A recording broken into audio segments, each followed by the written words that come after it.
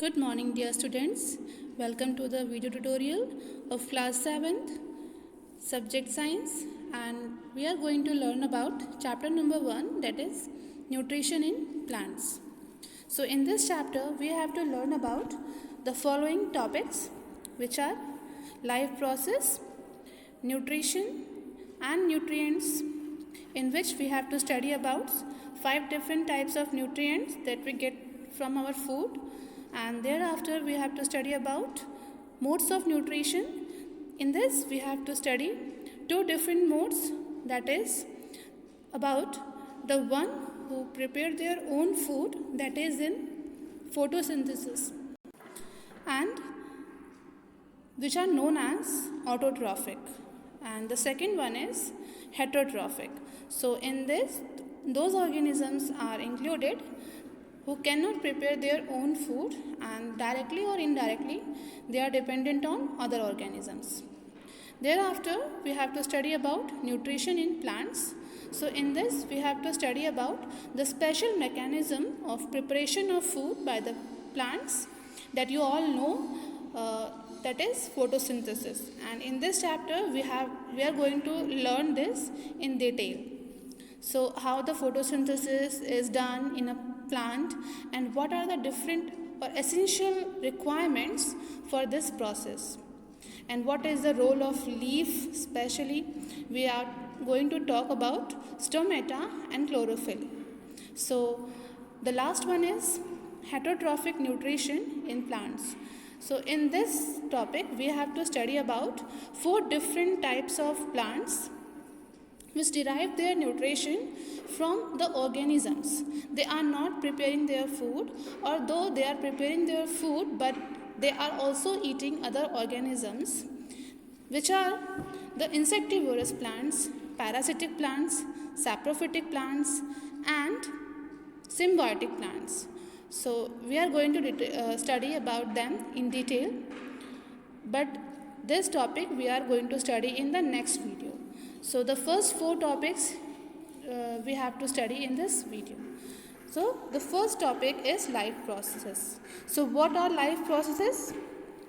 The basic function which allows living organisms to live on earth are known as life processes.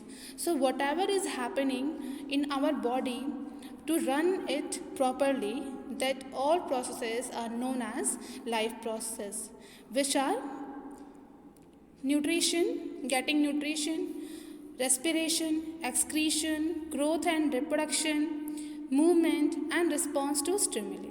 So these are the various processes that is happening in an organism's body to run it properly. If any one of these processes is absent, then there is difficulty or there is no chance of survival of any organisms. And for all these processes, food is required. In nutrition and nutrients, so what is nutrition? So it's a process. It's a process of taking in food, and its utilization by the body is called nutrition. So it is a process in which we are taking food, and the food is utilized by our body for performing various functions. As we have already discussed that in an organism's body there are various processes like excretion, reproduction, growth, development, taking nutrition. So these are the various processes, and it is run only if we are taking nutrients, good quality of foods. So what are the nutrients? So these are the chemical substances present in our body which provide energy and materials needed by the body to live and grow. So these are the chemical substances, and these chemical substances are removed or they are released from the food products that we are eating. Even if we are eating an apple, that means in this apple there are some nutrients present, and they are in the form of chemical that our body absorbs. So this will provide us nutrient. The various nutrients are carbohydrates, fats, vitamins, minerals and proteins. And here the carbohydrate and fats, they are energy giving food. So if we are having food which is rich in carbohydrate and fats, so they are provide us energy. Thereafter we have minerals. So minerals in which we are, the examples of minerals are iron, phosphorus, calcium, and there are many more examples. So the iron, from where we get iron? So green leafy vegetables like spinach, so we get iron from these sources, and also calcium and phosphorus. So this nutrients will we also get from the milk that we are taken from the buffalo or cow. So this milk is rich in calcium and phosphorus. And also we have vitamins. So vitamins, these are the chemical substances which are required by our body in very small quantity, but these are essential. If deficiency of any kind of these vitamins is happening in our body, then our body will suffer from various diseases. Thereafter we have proteins. So proteins are also known as bodybuilding foods, and they are very essential for the better growth or for development of our body. These topics we have already discussed in class 6th. You have already studied about them in class 6th. So we are not going in detail about that. So the next is modes of nutrition. So in this topic we have to discuss that what are the ways on which the organism derives its food. Like there are basically two ways. First one is they prepare their own food by the process of photosynthesis. So this process is only performed in the plants. They are only able to prepare their own food. And the second category is they take in ready-made foods either from plants or from animals. So this is the second category in which we human beings are also in this category. And the first is autotrophic nutrition. So the mode of nutrition that we have discussed in this slide, that they prepare their own food. So that means in this category we have to discuss about all the autotrophs. So autotrophs we have to discuss about this in this category. And in second category we have the heterotrophs. So let's discuss them. The first one is autotrophs. So auto means preparing. First we will take what is the meaning of the autotrophic word. So this word is made up of, here auto means self and troph means nourishment. That means self-nourishment. So autotrophic nutrition in this category, so it is found in the green plants. So green plants prepare their own food through the process of photosynthesis, as we all know, and the leaves of these plants contain a green pigment called chlorophyll. Without chlorophyll, the food cannot be prepared by the plants, and the green plants are kept in this category. They are also known as autotrophic organisms or autotrophs. And what is autotrophic? So it is a mode of nutrition. Thereafter we have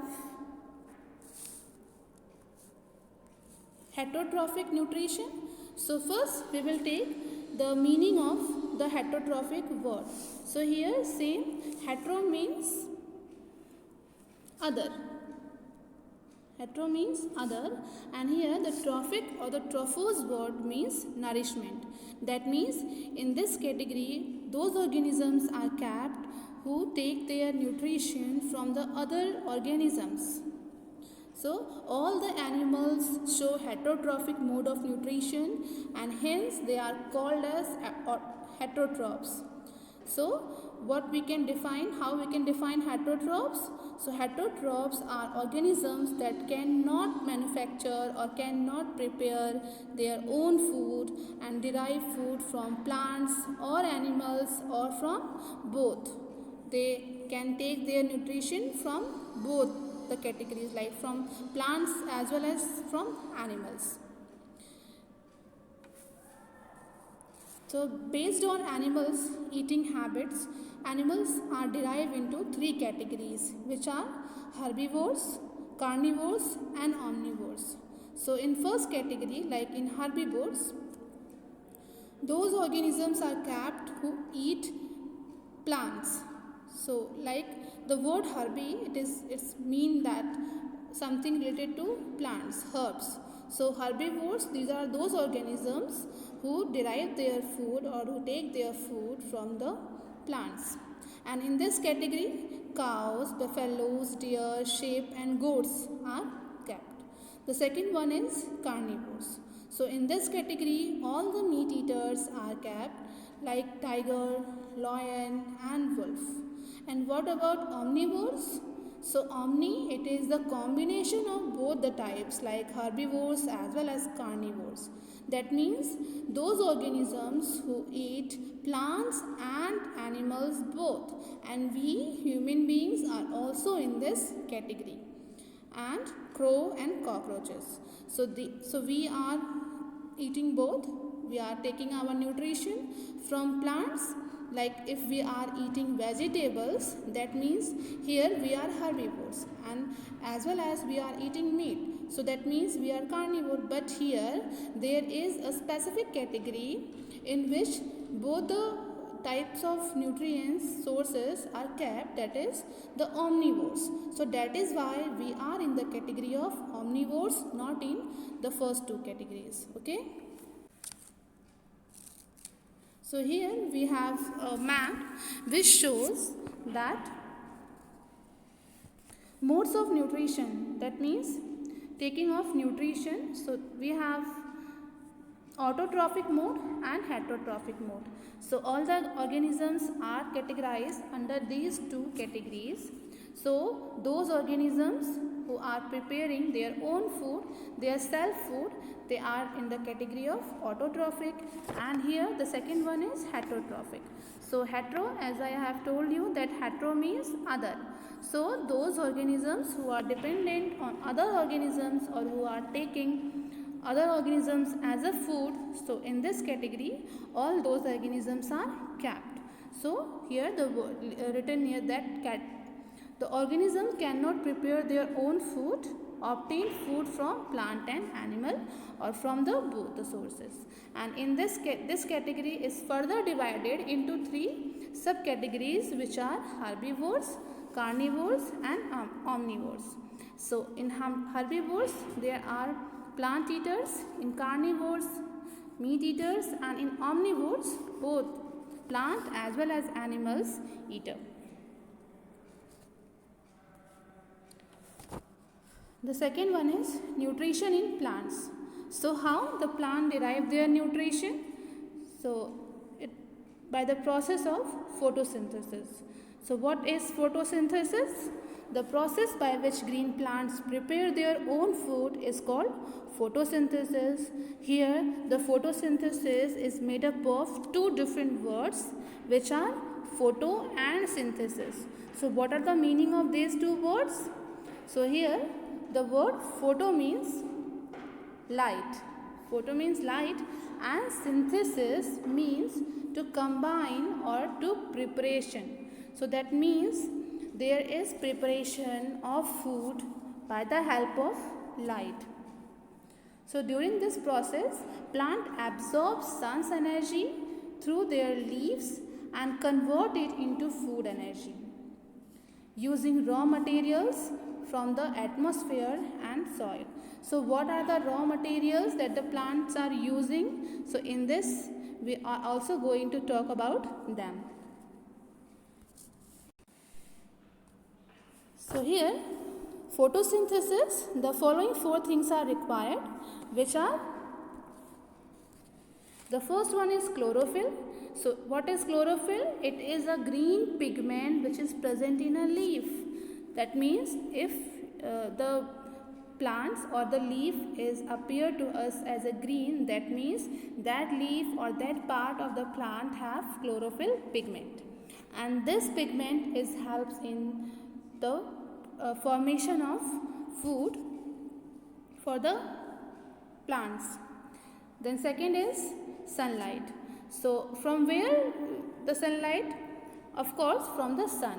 So this sunlight is absorbed by the chlorophyll. Okay, so that means presence of sunlight is very essential for the plant to prepare their own food. So that is why it is important, and this sunlight is absorbed by the chlorophyll pigment.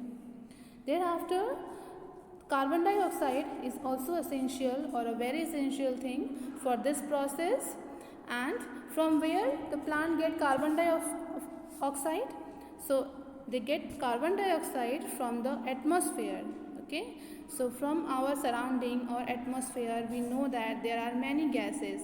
Our atmosphere is made up of many gases, and also we are removing or we are producing these harmful or these gases, and these especially the carbon dioxide gas is absorbed by the plant, and from where? Through the small pore present on the lower surface of the leaf. So the leaf have two surfaces, the first or the upper surface and the lower surface. So the lower surface, it has the stomata.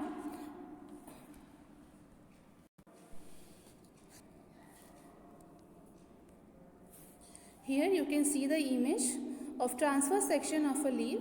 As I have told you that leaf have two surfaces, upper and the lower surface. So this is and this. So this will represent the two surfaces of the leaf. This is the upper surface and this is the lower surface of leaf. So if you cut the leaf transversely, then you will get the two surfaces, and in between them there are several cells. Here you know that our body or any organisms is made up of cells, and these cells, these are the structural and functional unit of any organism body. So that means here in plants also, the plant body is made up of different kinds of cells, and here you can see that this upper surface, these cells are of different type as comparison to the middle cells. So that means they have different functions to perform. So here if you cut the leaf, you will get the first one is cuticle. The uppermost layer is known as cuticle. Thereafter the second layer of cells is known as upper epidermis, and here on the lower side you will get the lower epidermis. Thereafter we have vascular bundle sheath. So these are present here in between where the lamina or the leaf lamina is present. So in the center of this you will get the vascular bundles in which the xylem and phloem are present. They help in the transport of food and water in the plant body. So xylem transfers the water, or it helps in transportation of water, and phloem helps in transportation of food. Thereafter we have spongy mesophyll cells. So these are the specially made cells which have different functions, and on the lower surface or on the lower epidermis there are special structures which are present here, and these structures helps in the intake of carbon dioxide and the outtake of oxygen. As we know that plant intake carbon dioxide, it takes carbon dioxide, and in returns of this it will remove oxygen. So through these pores they will do this process, and this is surrounded by the guard cells. So this pore is known as stomata. stomata, and it is surrounded by the guard cells. As you can see in the image here, this is the image of stomata. Here you can see the opening and open and close. Okay, so these are the two structures. When the stomata is open, so it will look like this, and through this stomatal pore the carbon dioxide is going inside and the oxygen is coming out of the plant body. So this is very important, and here you can see this is the closed structure of stomata, and to surrounding of this pore there is a guard cells. Okay, so this will help in opening and closing of the stomata. So guard cells is very important, it help in opening and closing of stomata. And here these are the cells of epidermis. They are known as the epidermal cells, which are present on the epidermis of the cell. The next, which is very essential for this process, is water. So from where the plant get water? From the soil. Okay, and the root, they absorb the water and it transport to the other part of the plant or to the leaf where the photosynthesis process is happening. So as I have already told you that transport of water is done by the xylem. And phloem, it helps in transport of food material which are formed through the process of photosynthesis. So if the food is formed, then it will transport it by the phloem cells. So here the first thing is that transport it to the leaf through the pipe-like structures called the vessels, and they are present throughout the plant body. The byproduct of photosynthesis is oxygen. So byproduct means what we get from the process of photosynthesis. So we get oxygen, and this gas is essential for survival of all living organisms. Okay, so this is very important for us, that oxygen we get from the plant. Thereafter we have equation of photosynthesis, how this what are the things required and what is produced. Okay, equation means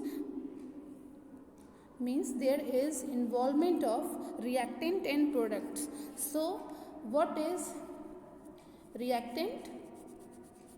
Reactants, these are those compounds which are on reacting, they will produce a product. So here the product which we get is written on this side and the reactant are written on this side of this arrow. So what are the reactants? So we know that carbon dioxide and water molecules. So these two things that the first we get from the atmosphere and the water we get from the soil. So when these two things are reacting in the presence of sunlight on the chlorophyll, okay, we know that this sunlight is absorbed on the chlorophyll. So in presence of sunlight,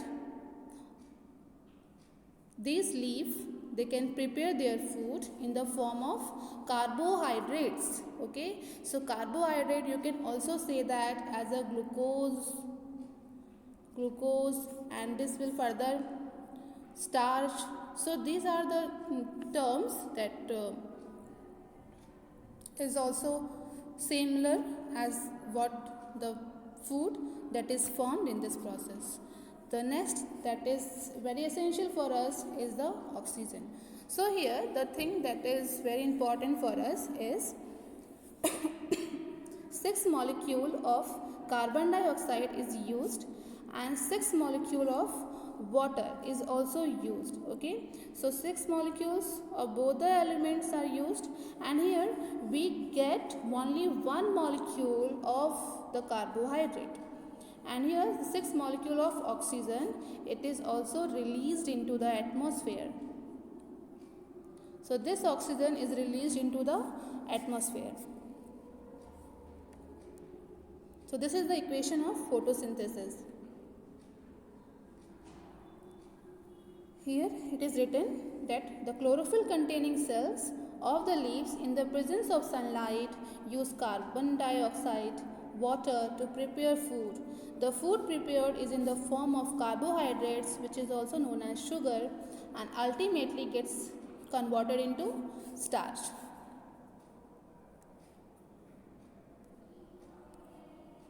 Thereafter, we have roles of leaves in photosynthesis. So what are the different roles that the leaf perform for this process, that is for photosynthesis? So as in our home we have kitchen in which we are cooking our food. So in the same way, these leaves are also act as the kitchen for the plants, where the chlorophyll pigment is present, which is shown by the green part of the plant, and on this the food is prepared.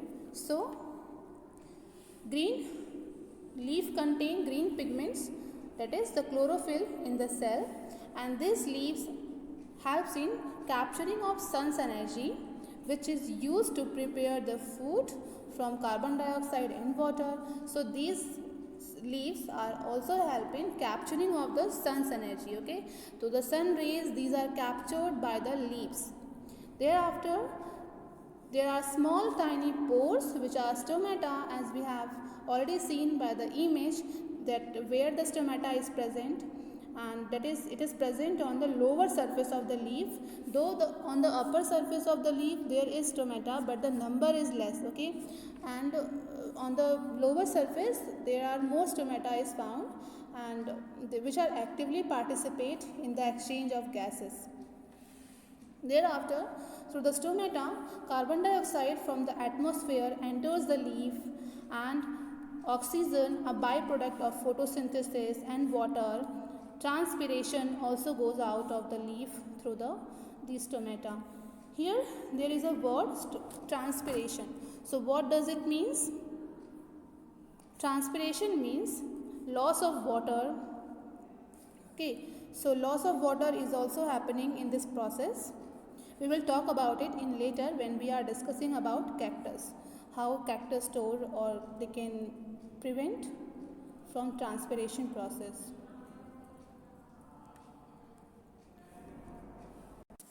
So here there is a question that what happens in plants with reduced leaves like the desert plants. So as I have told you that plants leaf, okay, through the stomata there is removal of water also happening, and for the plants which are grown on the desert area, this will be hazardous. Okay, this will causes damage to the plant. So that's why this stomata is present on the leaf. Okay, but in these plants which are present on the desert area, there is no leaf structure is found, and these leaves are converted into, they are modified into the spines, so that there is no stomata or there is no removal of water molecules takes place. So this is, you can see here, this is the image of cactus in which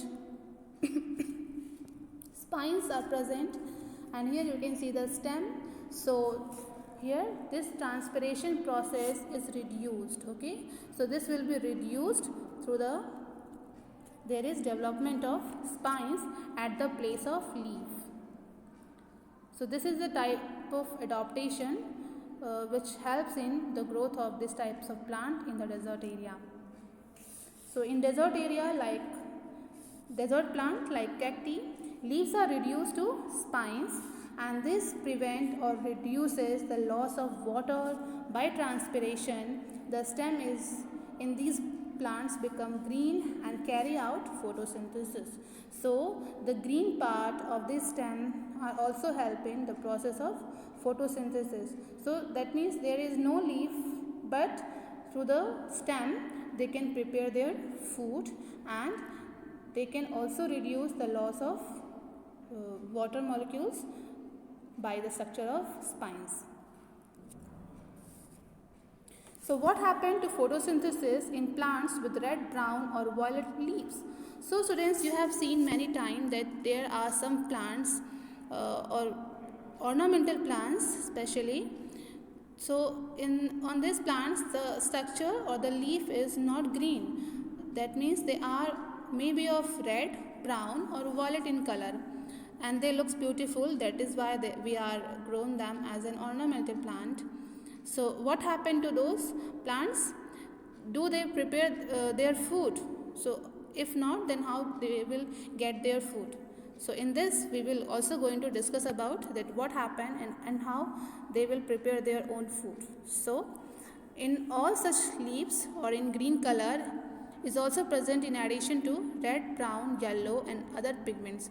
So that means, students, these plants have, if the plant is red in color or the leaf of the plant is red, brown or yellow, any color, not green, that means they have different pigments. Okay, they have different pigments, but they have chlorophyll also, but the amount of this photosynthetic pigment is less. So due to this less pigment presence in them, they are also able to prepare their food. So they are also known as variegated leaves. As you can see in the plant, like in money plant or in croton or in coleus, these are the few examples that whose leaves are very beautiful. They are not totally green, but there is dark patches or large patches of different colors. So that means these leaves have chlorophyll, but the amount is less, and with this small chlorophyll they are able to prepare their food also.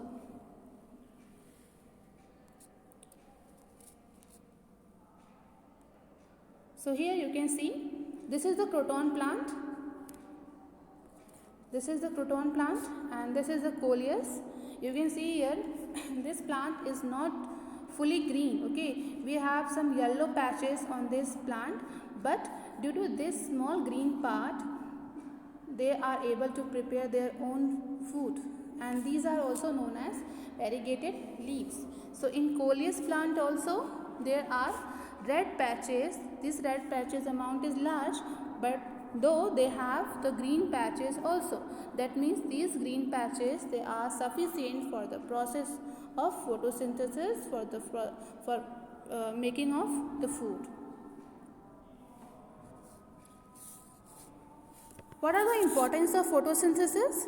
So importance of photosynthesis is very large. Like if the process of photosynthesis is not happening, then we will not able to get our food. Like there would be no food available, and in the absence of food there is no survival of living organisms.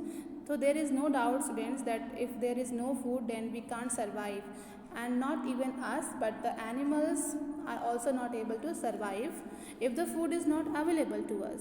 And these food, the major source of our food or any animal's food is the plants.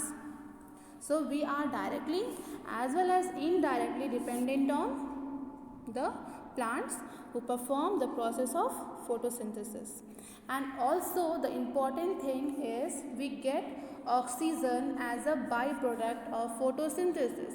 That means we are getting food as well as our oxygen. That means oxygen is the only process in which we are getting oxygen naturally. So it is very important for us that we respire, that we breathe. So if the oxygen is not present, that means we are not able to survive, because the process of respiration is absent in that case. And respiration, it is important for both plant and animal.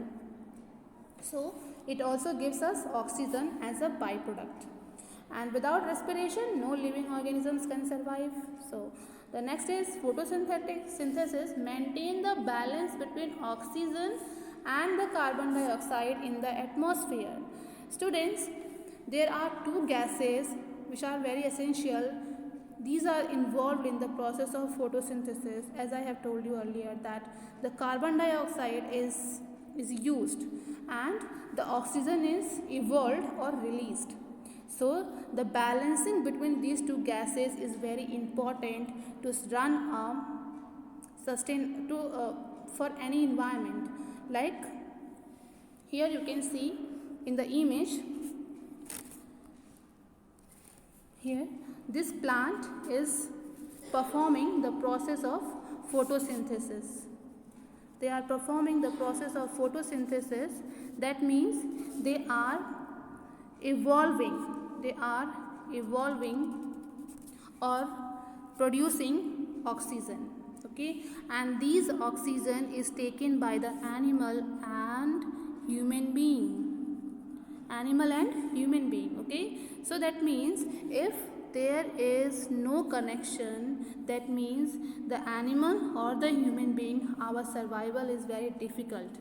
And here also, if these two things are not present, that means if animals and human beings are not present, in that case also this process is restricted. That means if we are not present there, that means we are producing carbon dioxide when we breathe out, and this carbon dioxide is used by the plants. So this will also be disturbed. So there is a balance between the carbon dioxide and the oxygen, both the gases, to run life.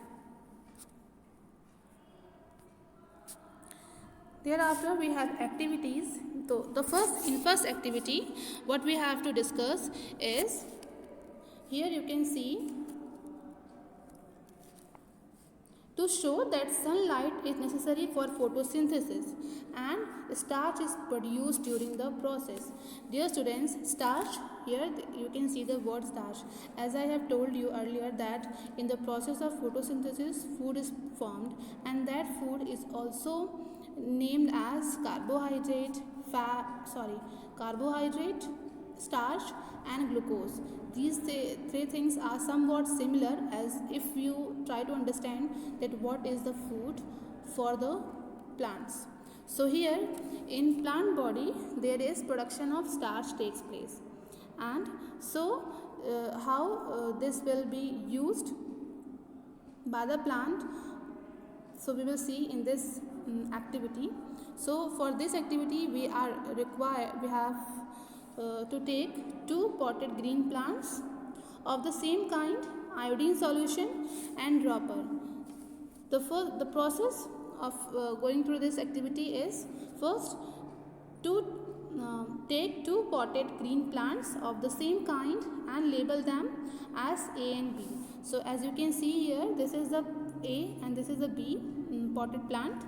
So keep pot A in dark or in black box and pot B in sunlight for 3 to 4 days. That means we are not providing sunlight to the plant which is in the pot A. Okay, and in pot B we are providing sunlight. So you can understand that in the process of photosynthesis, sunlight is very essential, and this sunlight is absorbed by the leaf of the plant. So that means if there is no sunlight, then the leaf of the plant will not be able to produce or to synthesize food for itself. Okay, so in first pot what will happen, if there is no sunlight then there is no food, that means there is no starch, formed. But in second case, in this pot B plant, what will happen, there is sunlight and plant, and this sunlight is used by the plants and they are now able to produce their food, which is starch, or you can also say that as a carbohydrate. Starch is also known as, is also form of a carbohydrate. Okay, so this food is formed in this process. And what is the role of iodine solution? We need iodine solution to test starch. So how it will work? So let's see it. So here, keep pot A in dark and pot B in sunlight for 3 to 4 days. Test the leaves of the 2 pot with 2 to 3 drops of iodine solution. So what we have to do, we have to pour the iodine solution of at least 2 to 3 drops on that. So what we will get, we get that in the first case there is, so what we get that the leaves of pot A when kept in dark did not show blue-black color, but those of B shows blue-black color. That means when pot A was kept in sunlight, the leaf shows blue-black color. That means there is formation of starch takes place when it is kept under sunlight. What are the inference? So sunlight is necessary for photosynthesis and starch is produced as a result of photosynthesis. The next activity is to show that light is necessary for photosynthesis. So how we can perform this activity? So the potted plant is required, and here black paper, paper clip, iodine solution and dropper. So what we have to do, we just have to take a potted green plant and cover a part of one leaf with a black paper, and shown in the figure given alongside that you can see here, this leaf is now rounded by the black paper. Allow the plant to carry out photosynthesis by keeping a pot in sunlight for 3 to 4 hours. So what you have to do, just keep this keeping the pot in sunlight. Okay, we have to keep the pot in sunlight, but here in this black paper part of the leaf there is no sunlight is reached. So test the leaf for formation of starch in both the covered and uncovered portion by using iodine solution. So what we have to do, we just have to take the leaf, okay, and here this covered part will not show the formation of food because this sunlight is not reached to this, and while on the other part of this leaf it will get the sunlight and they are able to produce their own food.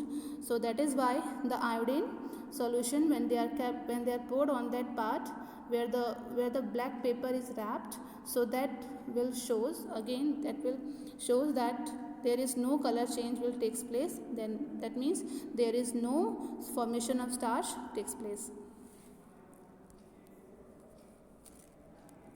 In this activity, what we have to show that green pigments is necessary for photosynthesis. So how we will do this, perform this activity? So this activity can be performed using variegated leaves. That means what we have to take, just variegated leaves. That means those leaves which have different color. That means they are not totally green color.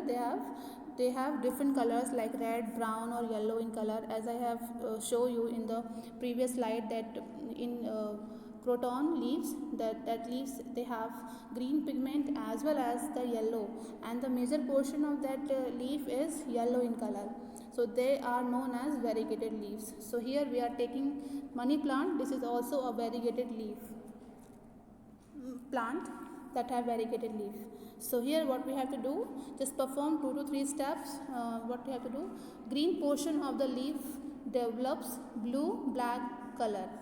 When tested with iodine for the presence of starch, the non-green portion turns brown in color. This is very simple, that they are also same as the previous activities, that the green part only, the green parts they are forming their food, only green part, okay, and on this portion the starch test is possible. That means if you have to pour the drop of iodine solution, then it will shows you the presence of starch. So blue-black color is formed. So what we will get the inference from this activity, that the only those portion of the leaves that contains chlorophyll or which are green in color would perform photosynthesis, and this shows that chlorophyll is necessary for the process of photosynthesis. Okay, and this iodine, when they are poured on the leaf, it will shows blue-black color. Okay, so blue-black, if the leaf turns blue-black, that means it have starch as a food product. So thank you students, thanks for watching this video. Keep on revising.